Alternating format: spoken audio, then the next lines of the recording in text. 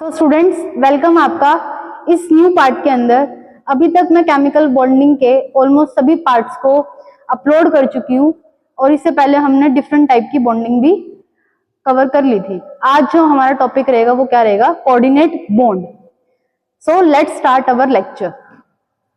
First of all coordinate bond क्या होता है ये आपको पता होना चाहिए। Whenever a chemical bond is formed by two atoms and electron are shared by one atom, then it is called coordinate bond. जब दो एटम मिलकर आपके किसी बॉन्ड की फॉर्मेशन करते हैं, एक केमिकल बॉन्ड दो एटम के बीच में बनता है, बट जो इस बार इलेक्ट्रॉन शेयर हो रहा है वो केवल एक ही एटम कर रहा है, only one atom, then it is known as coordinate bond. अब इक्की बार यहाँ पर एक ही इलेक्ट्रॉन क्या कर रहा है? एटम अपने को शेयर कर रहा है और ऐसे बॉन्ड को हम लोग क्या बोल देते हैं? Dative bond. क्या बोल देते हैं? Dative bond. It is equivalent to single covalent bond. ये एक सिंगल कोवेलेंट बॉन्ड की तरह ही बिहेव करता है। Coordinate bond is formed. कब कोऑर्डिनेट बॉन्ड बनता है? When atom has a lone pair. जब किसी एटम के पास एक लोन पेयर होता है और दूसरे एटम के पास एक वैकेंट ऑर्बिटल होता है। ये दो कंडीशन किसी भी स्पीशीज के अंदर होनी चाहिए, तब जाके वहां पर जो बॉन्ड बनेगा वो कैसा बॉन्ड बनेगा? आपका कोऑर्डिनेट बॉन्ड बनेगा। आइए चलते हैं, कुछ एग्जांपल्स की बात करते हैं और फॉर्मेशन को देखते हैं। अगर मैं बात करती हूँ फॉर्मेशन ऑफ कोऑर्डिनेट बॉन्ड की, तो मेरे पास क्या है? ये ए एटम है और ये कैसा एटम है? बी एटम है। ए एटम के पास क्या प्रेजेंट है? Lone pair. और बी एटम के पास क्या प्रेजेंट है? Vacant orbital. अब ये क्या करता है? ये अपने इलेक्ट्रॉन को शेयर कर देता है किसके पास? इस बी के वैकेंट ऑर्बिटल के अंदर, और ये इसकी रिप्रेजेंटेशन होती है। आयनिक बॉन्ड में क्या होता है? कंप्लीट ट्रांसफर ऑफ इलेक्ट्रॉन होता है। कोवेलेंट बॉन्ड में क्या होता है? म्यूचुअल शेयरिंग ऑफ इलेक्ट्रॉन होता है। और कोऑर्डिनेट बॉन्ड बनने के लिए एक एटम के पास लोन पेयर होने चाहिए और दूसरे एटम के पास हमारा वैकेंट ऑर्बिटल होना चाहिए, तब जाके आपका एक ऐसा बॉन्ड बन जाता है, कोऑर्डिनेट बॉन्ड बन जाता है। और आप इसको इस तरीके से भी क्या कर सकते हो? रिप्रेजेंट कर सकते हो। अगर मैं बात करती हूँ इसके स्टेप की, what are the step included in the coordinate bond formation, तो ये आपको यहाँ पर 2 स्टेप में देखने को मिलता है। फर्स्ट, ए के पास लोन पेयर है और बी के पास वैकेंट ऑर्बिटल है। ए क्या करता है? अपना एक इलेक्ट्रॉन इसकी वैकेंट ऑर्बिटल में डाल देता है, जिसकी वजह से ए के पास एक इलेक्ट्रॉन रहने की वजह से पॉजिटिव चार्ज आता है और बी के ऊपर नेगेटिव चार्ज आ जाता है। अब ए के पास एक इलेक्ट्रॉन रह जाता है तो पॉजिटिव चार्ज, और बी के पास एक इलेक्ट्रॉन आ जाता है तो एक इलेक्ट्रॉन इसका, दोनों मिलकर कोवेलेंट बॉन्ड की फॉर्मेशन कर लेते हैं। किसकी फॉर्मेशन करते हैं? कोवेलेंट बॉन्ड की फॉर्मेशन कर लेते हैं। तो इस तरीके से भी आप समझ सकते हैं कि पहले इलेक्ट्रॉन एक इलेक्ट्रॉन देगा तो ए के ऊपर पॉजिटिव चार्ज, बी के ऊपर नेगेटिव चार्ज, फिर एक बचे हुए इलेक्ट्रॉन से वो बी के इलेक्ट्रॉन के साथ कोवेलेंट बॉन्ड की फॉर्मेशन करेगा। इसे कुछ एग्जांपल्स की बात करते हैं। Formation of NH4 positive. अब हमें क्या बनाना है? अमोनियम का कैटायन बनाना है। हमारे पास क्या है? अमोनिया। नाइट्रोजन के पास क्या है? Lone pair. हाइड्रोजन के पास क्या है? Positive charge. हाइड्रोजन की शेल में एक ही इलेक्ट्रॉन होता है 1s1, वो भी उसका निकल चुका है, तो इसके पास कैसी ऑर्बिटल प्रेजेंट है? वैकेंट s ऑर्बिटल क्या है? प्रेजेंट है। तो ये अपने इलेक्ट्रॉन को इसमें डोनेट कर देता है, जिसकी वजह से यहाँ पर कौन सा बॉन्ड बन जाता है? कोऑर्डिनेट बॉन्ड बन जाता है। या फिर आप इस कोऑर्डिनेट बॉन्ड को कोवेलेंट बॉन्ड भी बना सकते हो। कैसे बना सकते हैं हम लोग कोवेलेंट बॉन्ड? अब की बार हम क्या करेंगे? इसको सिंगल बॉन्ड से रिप्रेजेंट कर देंगे और N के ऊपर कैसा चार्ज आ जाएगा? पॉजिटिव चार्ज आ जाएगा। और एग्जांपल देखिए आपका सेकंड है फॉर्मेशन ऑफ H3O पॉजिटिव। आपका क्या है? H3O positive. ये आपके पास क्या है? एक वाटर का मॉलिक्यूल है। ऑक्सीजन के पास 2 लोन पेयर होते हैं, यहाँ पर मैंने एक ही लोन पेयर को दिखाया है। और आपके पास क्या है? ये एक आपका प्रोटॉन है, ठीक है। इसके पास एक भी इलेक्ट्रॉन नहीं है, तो इसके वैकेंट ऑर्बिटल में इलेक्ट्रॉन को ट्रांसफर कर देता है, जिसकी वजह से यहाँ पर कोऑर्डिनेट बॉन्ड की फॉर्मेशन हो जाती है। और देखिए एग्जांपल्स, ओजोन का एग्जांपल की बात करते हैं। हमने लुईस डॉट स्ट्रक्चर में ओजोन को बनाना सीखा था। कुछ इस तरीके से इसका स्ट्रक्चर होता है। यहाँ पर एक ऑक्सीजन के पास क्या होता है? वैकेंट ऑर्बिटल होता है। क्या होता है? वैकेंट ऑर्बिटल होता है। और यहाँ पर एक ऑक्सीजन के पास क्या होते हैं? लोन पेयर होते हैं। क्या होते हैं? Lone pair. तो इस वजह से ये इसके साथ कैसा बॉन्ड बनाता है? कोऑर्डिनेट बॉन्ड बनाता है। कैसा बनाता है? कोऑर्डिनेट। या फिर हम इसको कोवेलेंट बॉन्ड से भी रिप्रेजेंट कर सकते हैं इस बॉन्ड को प्लस माइनस से रिप्रेजेंट करके ये कैसा बॉन्ड बन जाएगा, कोवेलेंट बॉन्ड बन जाएगा। तो ये आपको मैंने 3 एग्जांपल बताए, NH4 पॉजिटिव, H3O पॉजिटिव और O3 का मॉलिक्यूल। आइए फोर्थ देखते हैं, अडक्ट की फॉर्मेशन। अडक्ट की फॉर्मेशन तब होती है जब आपकी कोई भी रिएक्शन लुईस एसिड और लुईस बेस के बीच में होती है। तो देखिए अगर मैं बात करती हूँ NH3, ये क्या है आपका लुईस बेस है। लुईस बेस और लुईस एसिड को मैं अभी फर्दर बताऊंगी आपको। लुईस बेस वो स्पीशीज होती है जिसके पास हमारे पास क्या होता है, एक लोन पेयर प्रेजेंट होता है, और लुईस एसिड के पास क्या प्रेजेंट होती है, वेकेंट ऑर्बिटल प्रेजेंट होती है। यहाँ पर बोरोन ट्राइफ्लोराइड ने 3 बॉन्ड पहले से बना रखे हैं और 6 इलेक्ट्रॉन इसके ऑक्टेट में प्रेजेंट थे। एक वेकेंट ऑर्बिटल इसके पास प्रेजेंट है, जिसकी वजह से ये इसके अंदर अपने क्या कर देता है, इलेक्ट्रॉन को डोनेट कर देता है, जिसकी वजह से आपका कुछ ये वाला स्ट्रक्चर बनता है।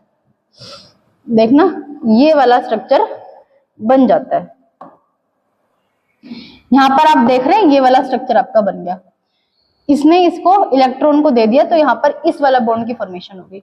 इसमें से कई बार क्वेश्चन क्या आता है, कई बार क्वेश्चन ये आता है कि अगर देखेंगे तो लुईस बेस NH3 की अगर आप हाइब्रिडाइजेशन निकालते हैं तो 3 इसके पास सिग्मा बॉन्ड है, एक लोन पेयर है, 3 सिग्मा बॉन्ड एक लोन पेयर की वजह से इसकी हाइब्रिडाइजेशन कैसी होती है, sp3 होती है।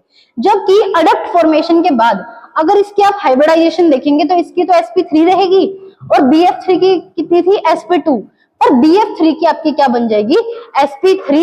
सो आपका यहाँ पर क्या होगा, इसकी भी sp3 हाइब्रिडाइजेशन और इसकी भी sp3 हाइब्रिडाइजेशन, तो 1:1 का क्या बन जाता है, अडक्ट की फॉर्मेशन हो जाती है।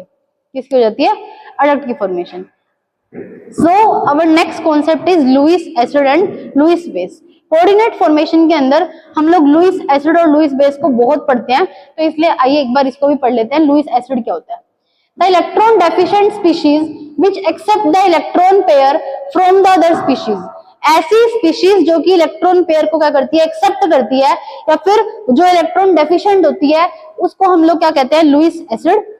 हम लोग लुईस एसिड के सभी केस पढ़ लेते हैं। यहाँ पर देखो केस नंबर 1, कैसी स्पीशीज हो सकती है लुईस एसिड, देखना स्पीशीज हैविंग वेकेंट ऑर्बिटल, ऐसी स्पीशीज जिसके पास वेकेंट ऑर्बिटल प्रेजेंट होता है या फिर इनकम्प्लीट उसका ऑक्टेट होता है। देखिए जैसे कि BH3 है, उसके पास टोटल 6 इलेक्ट्रॉन है, तो उसके पास अभी भी एक वेकेंट ऑर्बिटल प्रेजेंट है। BH3 हो गया, AlCl3 हो गया, या फिर ऐसे कंपाउंड जो कि हाइपोवैलेंट होते हैं जिसका सेंट्रल एटम का ऑक्टेट कंप्लीट नहीं होता है। अगर मैं बात करती हूँ सेकंड की, species having vacant D orbital, ऐसी स्पीशीज भी हमारी लुईस एसिड हो सकती है जिनके पास वेकेंट डी ऑर्बिटल हमारा क्या होता है, प्रेजेंट होता है, जैसे कि SiFO4 और जिनोन फ्लोराइड और फास्फोरस पेंटाक्लोराइड।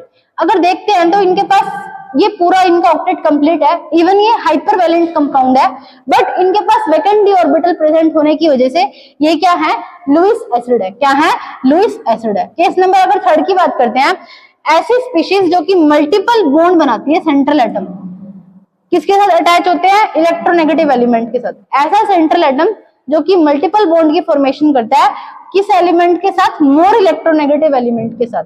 देख सकते हैं कार्बन है, कार्बन मल्टीपल बॉन्ड की फॉर्मेशन कर रहा है, और ऑक्सीजन क्या है, मोर इलेक्ट्रोनेगेटिव एलिमेंट है। तो ज्यादा इलेक्ट्रोनेगेटिव एलिमेंट होने की वजह से ऑक्सीजन की इलेक्ट्रोनेगेटिविटी ज्यादा होती है, जिसकी वजह से ये शेयर पेड इलेक्ट्रॉन को अपने पास खींच लेता है। खींचने की वजह से ये कार्बन के ऊपर अब पॉजिटिव चार्ज आने लग जाता है, जिसकी वजह से ये लुईस एसिड की तरह क्या करता है, बिहेव करता है, और सामने वाले लुईस बेस से क्या करता है, लोन पेयर को एक्सेप्ट करता है। नेक्स्ट आता है case number 4, cations of S and D block. हमारे S और D ब्लॉक के जितने भी कैटायंस होते हैं वो भी जनरली किसकी फॉर्मेशन करते हैं, हमारे लुईस एसिड की फॉर्मेशन करते हैं। यहाँ पर मैंने आपको केमिकल बॉन्डिंग के रिगार्डिंग सभी लुईस एसिड के कॉन्सेप्ट को बता दिया है। फिर से हम लोग पढ़ेंगे आयोनिक इक्विलिब्रियम के अंदर लुईस की थ्योरी। वहां पर तो हम लोग एसिड बेस की बहुत सारी थ्योरी पढ़ेंगे, तो उसको वहां पर हम डेफिनेटली एक्सप्लोर करेंगे। अभी केमिकल बॉन्डिंग के लिए आपके लिए इतना ही इनफ है। अगर हम बात करते हैं लुईस बेस की, electron rich species in which lone pair is donated by an atom.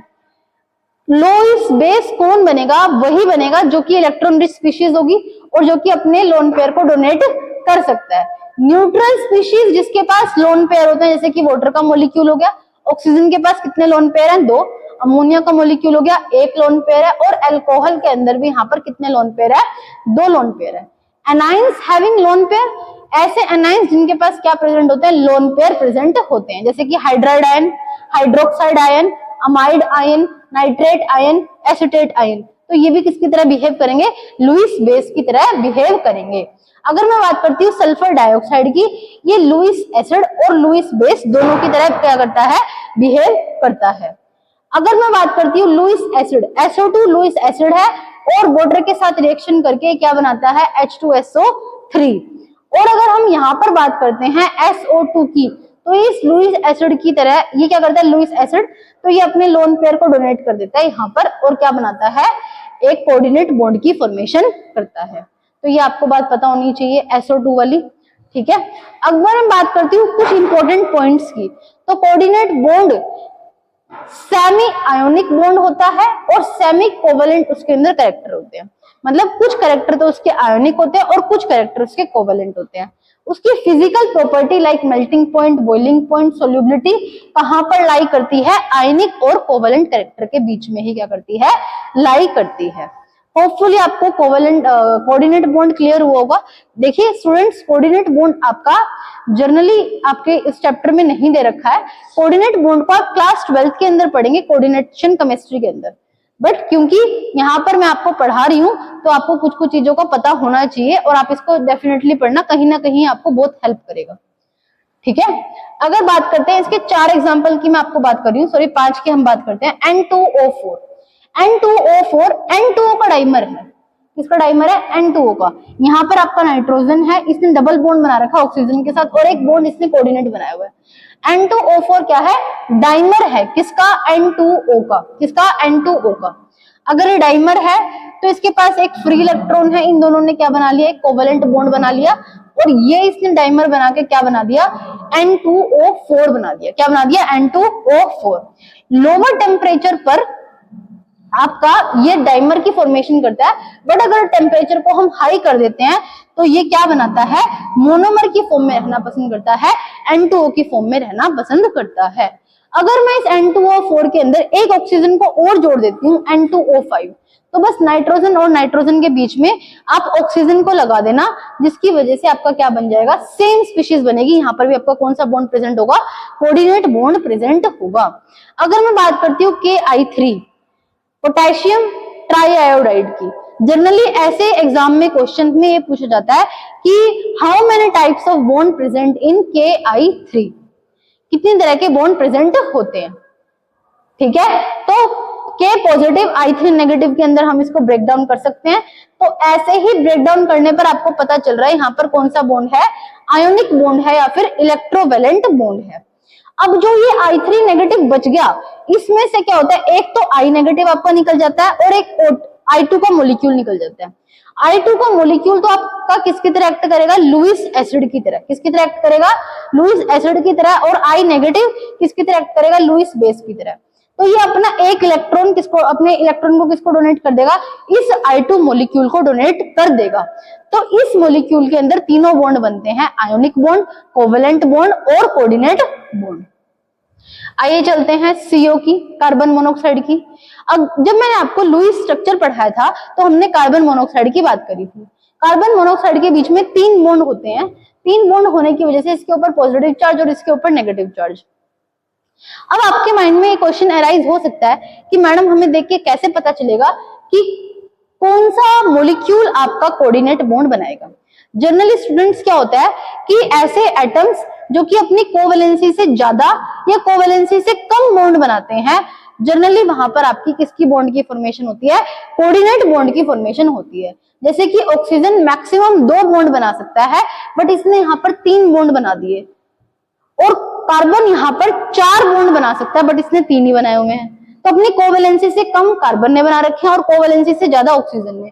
तो इस केस के अंदर जो आपका बॉन्ड बनता है वो कैसा बनता है, आपका कोऑर्डिनेट बॉन्ड बनता है। ये जनरल सा आइडिया आप ले सकते हैं इससे।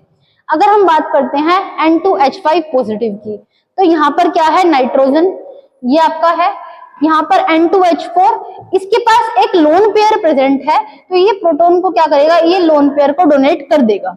करने की वजह से इनके बीच में कैसा बॉन्ड बनेगा, ये कोऑर्डिनेट बॉन्ड बन जाएगा। कैसा बॉन्ड बनेगा, कोऑर्डिनेट बॉन्ड बन जाएगा। अगर हम बात करते हैं HNC की, आइसोसाइनाइड की। तो आप यहाँ पर देख सकते हैं नाइट्रोजन कितने बॉन्ड बना सकता है, ये 5 बॉन्ड बना सकता है। कितने बना रहा है यहाँ पर, ये 4। और कार्बन कितने बना सकता है, ये 4 बॉन्ड बना सकता है। तो यहाँ पर इसने कितने बनाए हुए हैं, 3। तो इस केस के अंदर भी आपका जो बॉन्ड की फॉर्मेशन होगी वो कैसी बॉन्ड की फॉर्मेशन होगी, कोऑर्डिनेट बॉन्ड की फॉर्मेशन होगी। कोऑर्डिनेट बॉन्ड आप देख सकते हैं, ये सब मैंने आपको किसके बारे में बता दिया, कोऑर्डिनेट बॉन्ड के बारे में बता दिया। कोऑर्डिनेट बॉन्ड में क्या क्या जरूरी है, कोऑर्डिनेट बॉन्ड के अंदर बस आपको पता होना चाहिए कि कौन सी स्पीशीज कोऑर्डिनेट बॉन्ड की फॉर्मेशन करती है। जनरली यहाँ से क्वेश्चंस बहुत कम पुट होते हैं। क्लास 12th में कोऑर्डिनेशन केमिस्ट्री से होते हैं स्टूडेंट्स, और भी कोऑर्डिनेशन कंपाउंड होते हैं, बट जो मोस्ट इंपोर्टेंट थे वो मैंने आपको कवर करा दिए। आज के लिए इतना ही, मिलते हैं अपनी नेक्स्ट वीडियो के अंदर। यहाँ पर मैंने आपको कोऑर्डिनेट बॉन्ड कंप्लीट करवा दिया है। इसके बाद जो हमारा टॉपिक रहेगा वो क्या रहेगा, back bonding. So students, thanks for watching. मिलते हैं अपनी नेक्स्ट वीडियो के अंदर।